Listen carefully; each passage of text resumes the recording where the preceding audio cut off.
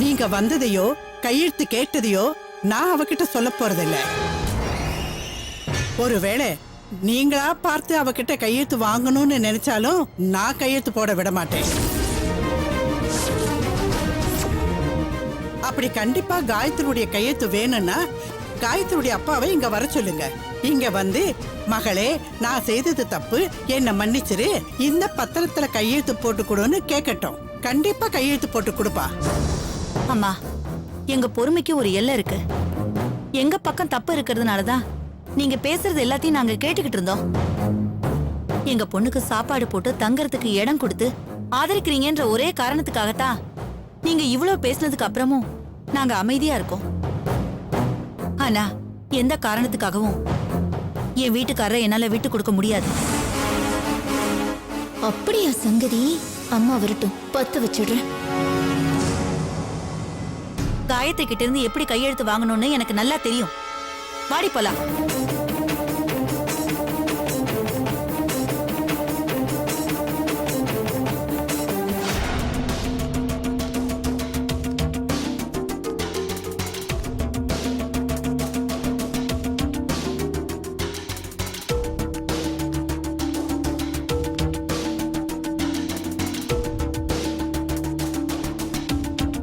அண்ணா, நான் இங்க இருக்கேன்.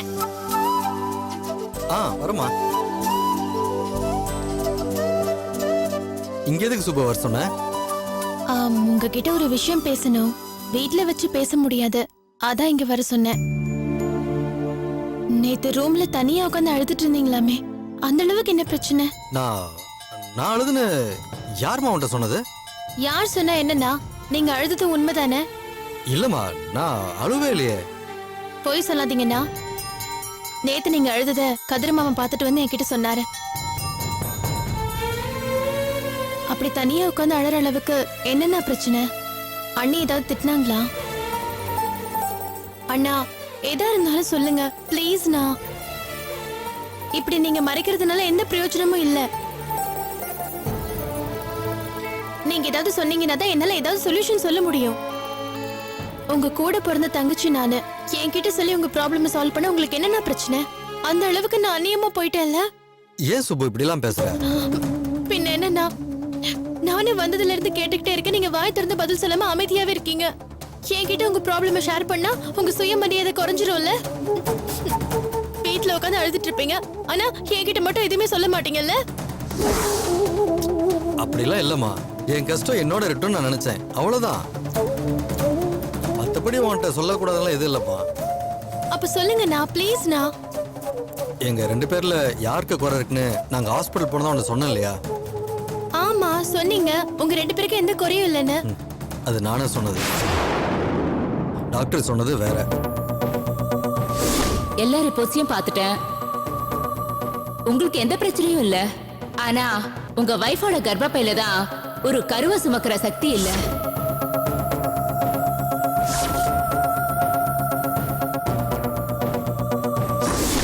ஏற்கனவே குழந்தை பிறக்கலன்னு இருக்கிற கவலையில ஹைப்பர் டென்ஷனா இருக்கிற அண்ணிக்கிட்ட, அதனாலதான் அந்த விஷயத்த மறைச்சிட்டமா. டாக்டர் சொன்னதை நான் சொல்லாம நான் மாத்தி போய் சொல்லிட்டேன்.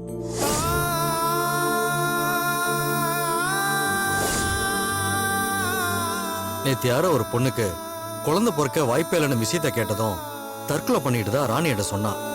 அதனால இந்த விஷயத்த கேட்டதும் ராணி ஏதாவது தப்பான முடிவு எடுத்துருவான்னு பயத்துலதான் நான் அழுதுகிட்டு இருந்தேன். அண்ணா, நீங்க சொல்றது எனக்கு புரியுது. ஆனா எனக்கு ஒரு சந்தேகம். ஒரு டாக்டர் சொன்ன முடிவை வச்சு நீங்க ஏன் தப்பா கணக்கு போடுறீங்க? இப்பெல்லாம் சயின்ஸ் அட்வான்ஸா வளர்ந்துருச்சுன்னா நீங்க இன்னொரு டாக்டரை கன்சல்ட் பண்ணலாம்ல. 2 டாக்டருக்கு 4 டாக்டர் பார்த்துட்டமா. எல்லாருமே ராணிக்கு குழந்தை பிறக்க வாய்ப்பே இல்லைன்னு சொல்லிட்டாங்க. இருக்கட்டும்னா, அலோபதி இல்லைன்னா ஹோமியோபதி, ஹோமியோபதி இல்லைன்னா யுனானி, இல்ல ஆயுர்வேத, சித்தா, மாற்று மருத்துவம் ட்ரை பண்ணலாம்ல. அலோபதியில கியூர் பண்ண முடியாத எவ்வளவோ கேசஸ மாற்று மருந்துல கியூர் பண்ணிருக்காங்க. நாம கூட பேப்பர்ல எல்லாம் படிச்சிருக்கோம்லண்ணா. நீ சொல்றது கரெக்ட் தான் சுப்பு. ஆனா உங்க அன்னைக்கு எந்த குறையும் இல்லைன்னு டாக்டர் சொல்லிட்டு தான் சொல்லி நான் சொல்லிட்டேனே. இப்ப போய் திடீர்னு வேற டாக்டரை பார்க்க போலான்னு சொன்னா அவளுக்கு சந்தேகம் வராதா?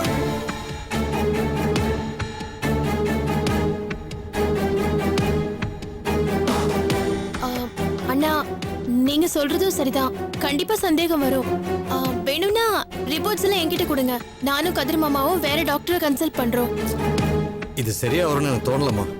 அண்ணா, இது எல்லாமே சரியா வரும். நீங்க என்கிட்ட கொடுங்க.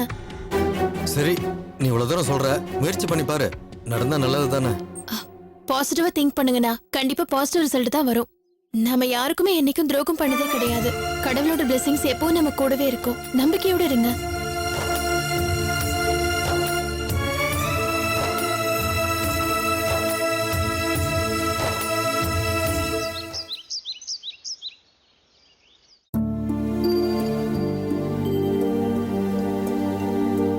காயத்ரி, இங்க வா.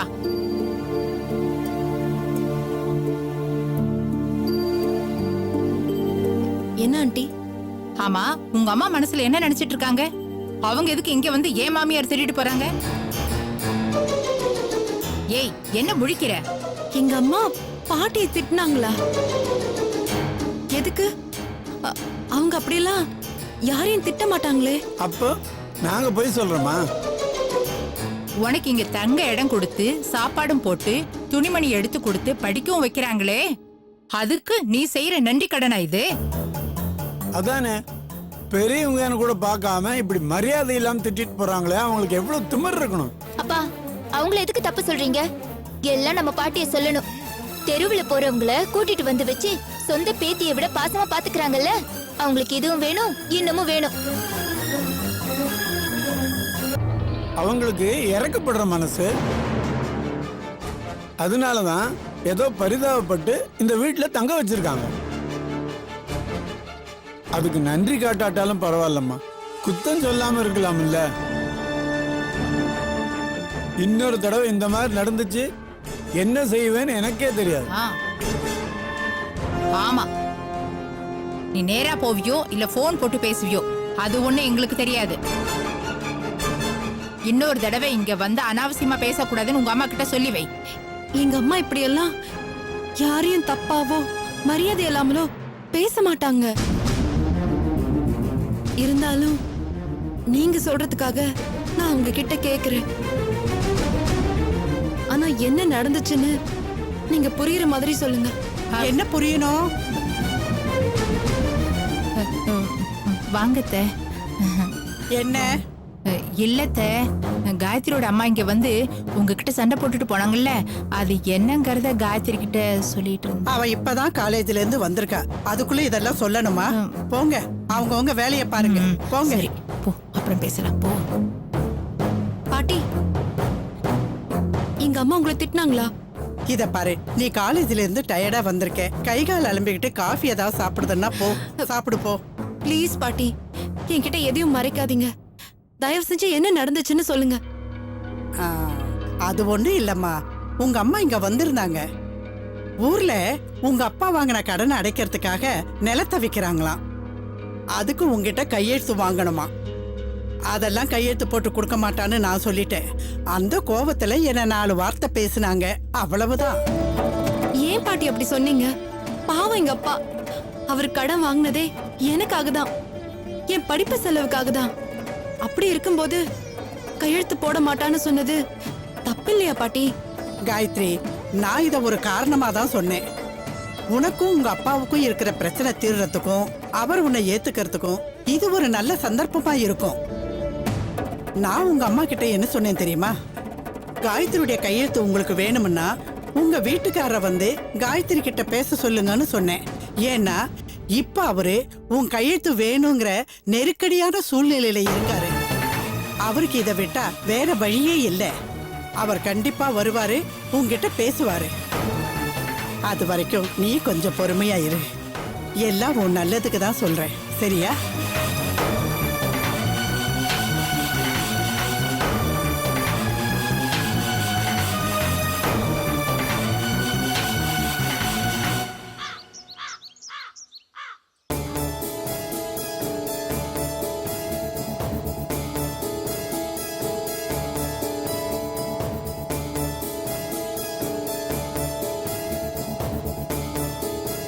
மா, என்னம்மா டென்ஷனா இருக்க? இல்லடி, இப்போ உங்க அப்பா வந்துருவாரு. வந்ததும் என்னமோ பெருசா உன் பொண்ணு கையெழுத்து போட்டு கொடுத்துருவான்னு சவால் விட்டுட்டு போனியே இப்ப என்ன ஆச்சுன்னு கேப்பாரு. அதுக்கு நான் என்னடி பதில் சொல்லுவேன்? எனக்கு பயமா இருக்குடி. சரிம்மா, அதுக்காக இப்பவே ஏன் இவ்ளோ டென்ஷன் ஆயிட்டு இருக்க? எப்பவா இருந்தாலும் இந்த விஷயத்த சொல்லி தானே ஆகணும். லட்சுமி,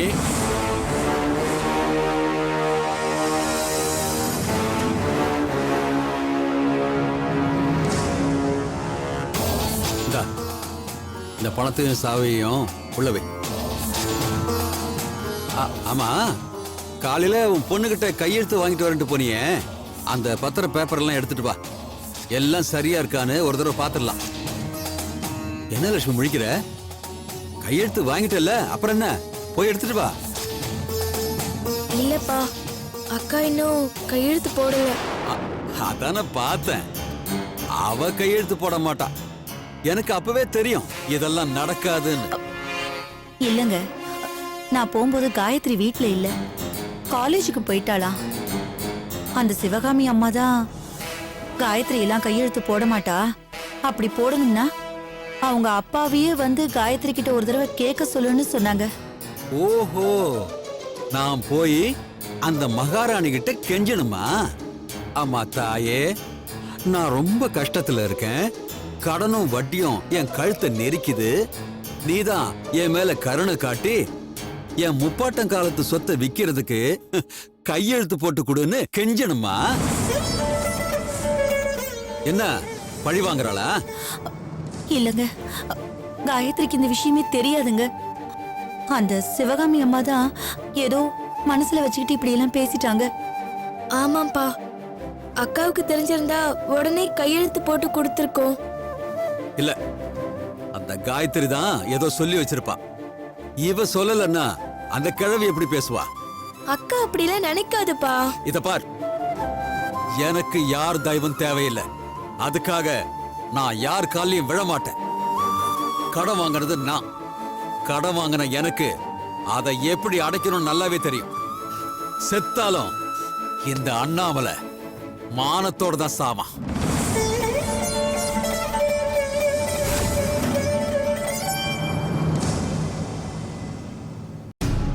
நான் உள்ள வரலாமா? நான் பெர்மனண்டா இங்க வரல. யாரும் பயப்பட வேணாம். ஏதோ பத்திரத்துல கையெழுத்து வேணும்னு அம்மா வீட்டுக்கு வந்தாங்கன்னு பாட்டி சொன்னாங்க. அதான் கையெழுத்து போட்டு போலான்னு வந்திருக்கேன். ஒருவேளை அதுக்கு கூட நான் வீட்டுக்குள்ள வரக்கூடாதுன்னு நினைச்சீங்கன்னா பத்திரத்தை இங்க கொண்டு வாங்க. நான் இங்கேயே வச்சு கையெழுத்து போட்டு தரேன். கௌரி, அந்த பத்திரத்தை எடுத்துட்டு வா. ஏங்க, அவளை உள்ள கூப்பிடுங்க. இவ்வளவு தூரம் வந்த அவளுக்கு உள்ள வர்றதுக்கு வழி தெரியாதா? இல்ல காலை கட்டி போட்டிருக்கா. கையெழுத்து போடுறதுன்னா வந்து போட்டு போ சொல்லு. ஆனா ஒண்ணு, இதைய சாக்கா வச்சுக்கிட்டு ஒட்டிக்கிடலாம் நினைக்க வேண்டாம். அதையும் சொல்லி வை.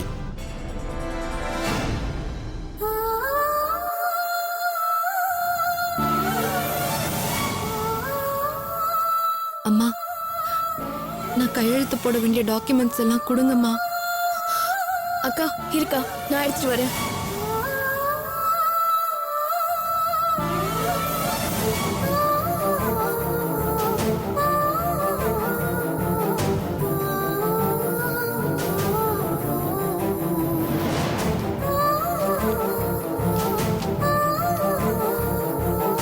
இந்தக்கா.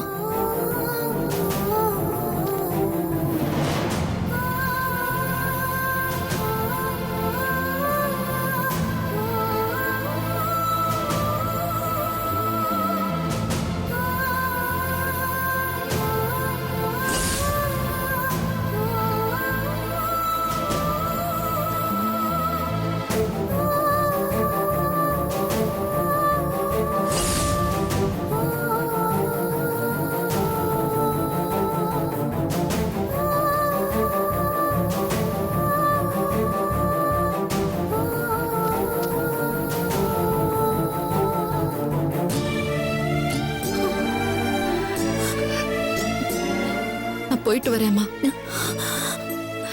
வரேன் கௌரி. அப்பா கிட்ட சொல்லிடுங்க. நான் எப்பவும் பழைய மாதிரி உங்க கூட இருக்கணும்னு தான் ஏங்கிட்டு இருக்கேன். அதுக்காக தான் நான் தினம் தினம் கடவுள்கிட்ட வேண்டிட்டு இருக்கேன். அப்பா என்ன பத்தி என்ன நினைச்சாலும் சரி, நான் தினமும் அப்பாவை நான் கும்பிடுற சாமியா தான் பாக்குறேன். நான் எங்க அப்பாவுக்கு எவ்வளவோ அவமானத்தை நான் ஏற்படுத்தி கொடுத்துட்டேன். ஆனா அது எதுவுமே நான் மனசறிஞ்சு செஞ்சதில்ல, அதுவா நடந்தது. மத்தபடி எதுக்காகவும் நான் அப்பாவை கெஞ்ச வைக்கணும்னு நினைச்சதில்லம்மா. இப்பவாவது என்ன உங்களோட சேர்த்து வச்சிடணும்னு அந்த பாட்டி நினைச்சாங்க. அதனாலதான் அவங்க அப்படி பேசிட்டாங்க. அவங்க சார்பா நான் அவங்க கிட்ட மன்னிப்பு கேட்டுக்கிறேன். மன்னிச்சிருமா.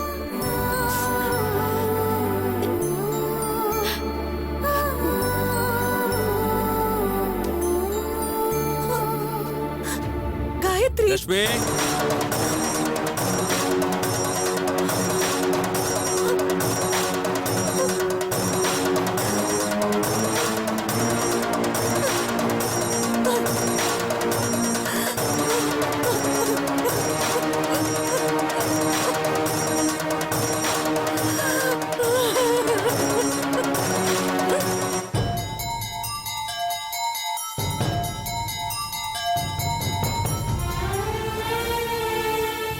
என்ன காயத்ரி, கையெழுத்து போட்டுட்டீங்களா?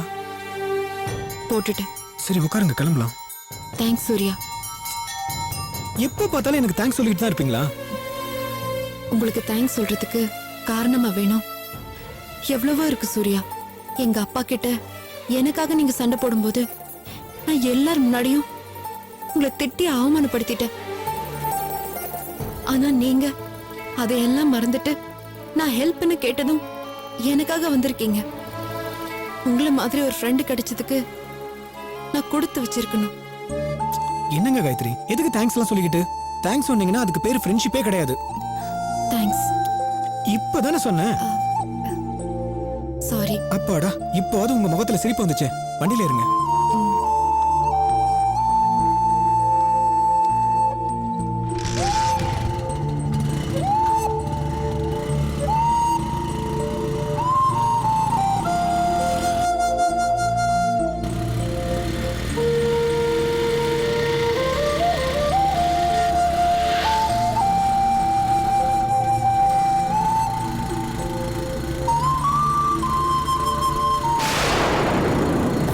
சூர்யா, என்ன காயத்ரி, ஏதாவது மறந்துட்டீங்களா?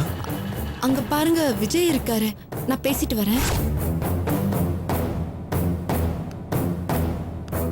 இவன் இங்க என்ன பண்ணிட்டு இருக்கான்?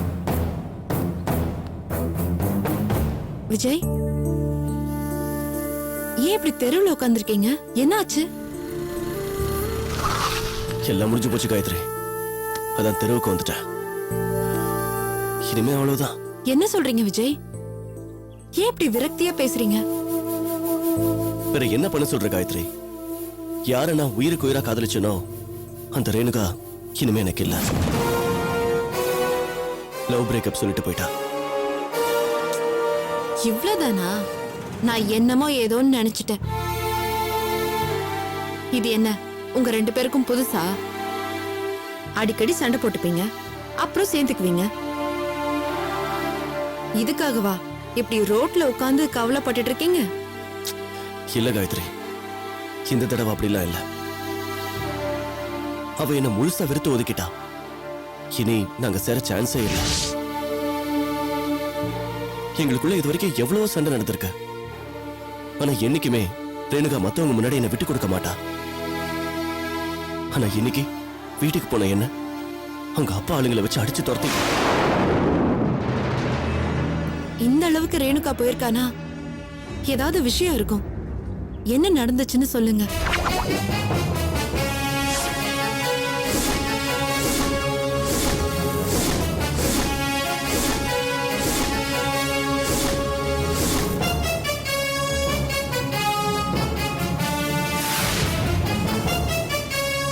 எனக்கு இப்ப என்ன பண்றதுன்னே தெரியல. நான் படிச்ச படிப்புக்கெல்லாம் எங்க இருந்து வேலை கிடைக்கும்? அவனை மாட்டினியா? என்னெல்லாம் ஆட்டம் போட்ட. உனக்கு இதுவும் வேணும், இதுக்கு மேலேயும் வேணும்டா. இது பாருங்க, உங்களுக்கு வேலை தானே பிரச்சனை, ஏற்பாடு பண்ணிடலாம். சூர்யா, எனக்கு ஒரு ஹெல்ப். சொல்லுங்க காயத்ரி. விஜய்க்கு ஒரு நல்ல வேலையை வாங்கி கொடுங்க. இந்த ஹெல்ப்பை மட்டும் பண்ணீங்கன்னா லவ்வர்ஸ் சேர்த்து வச்ச புண்ணியம் உங்களுக்கு கிடைக்கும். ப்ளீஸ் சூர்யா, எனக்காக. இதுக்கு எதுக்கு காயத்ரி ப்ளீஸ் எல்லாம் சொல்லிக்கிட்டு இருக்கீங்க? நீங்க செய்யணும், நான் செய்ய போறேன். நாளைக்கு இவனை எனக்கு ஃபோன் பண்ண சொல்லுங்க. என் ஃப்ரெண்ட் ஆஃபீஸ் கூட்டிட்டு போயிட்டு இவனுக்கு ஏதாவது வேலை போட்டு கொடுக்க சொல்றேன். அப்புறம் என்ன விஜய், உங்க ப்ராப்ளம் முடிஞ்சு போச்சு. நாளைக்கு சூர்யாவுக்கு கால் பண்ணுங்க, அவரை ஹெல்ப் பண்ணுவாரு. ஜாப் கிடைச்சதும் ரேணுகா கிட்ட சொல்லுங்க. அவ கோபம் தணிஞ்சிரும். அவ ரொம்ப நல்லவ. ஓகே காயத்ரி, எப்படியோ ரேணுகா பேசினா போதும். கண்டிப்பா பேசுவா. ஆமா, நீங்க வீட்டுக்கு தானே போறீங்க? ஆமா, நானும் உங்க கூட வரேன். வாங்க. சூர்யா, நான் விஜய் கூட போயிடுறேன். உங்களுக்கு ஏன் சிரமம்? நீங்க எப்படியோ வீட்டுக்கு போயிடுங்க. காயத்ரி, நான் ட்ராப் பண்றேனே உங்களை. வேணா சூர்யா, விஜய் வீட்டுக்கு தானே போறாரு, நான் அவரோட போயிடுறேன்.